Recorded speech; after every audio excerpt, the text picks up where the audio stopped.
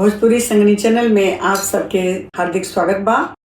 कहवा के पियर माटी कहाँ के कुदार जी, कहवा के पाँच सुहागिन माटी कोड़े जासु है। कहवा के पाँच सुहागिन माटी कोड़े जासु है। कहवा के पाँच सुहागिन कहवा के पियर माटी कहाँ के कुदार जी, कहवा के पाँच सुहागिन माटी कोड़े जासु है। कहवा के पाँच सुहागिन माटी कोड़े जासु है। कहवा के पाँच सुहागिन कुरथी के पियर माटी कुरथी कुदार जी,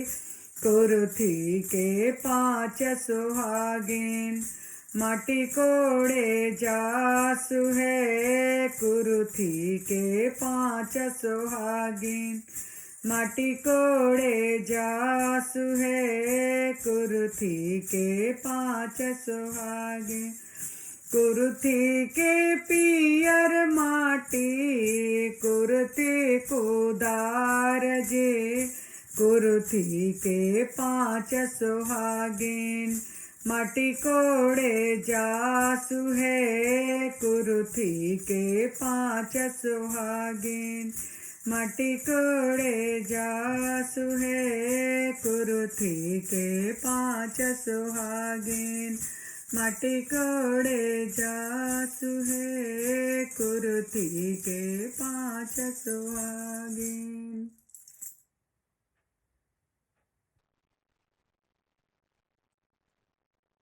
आप सबके ये माटी कोड़ गीत कैसन लगल? अगर नीक लगल तो शेयर और सब्सक्राइब जरूर करी। धन्यवाद।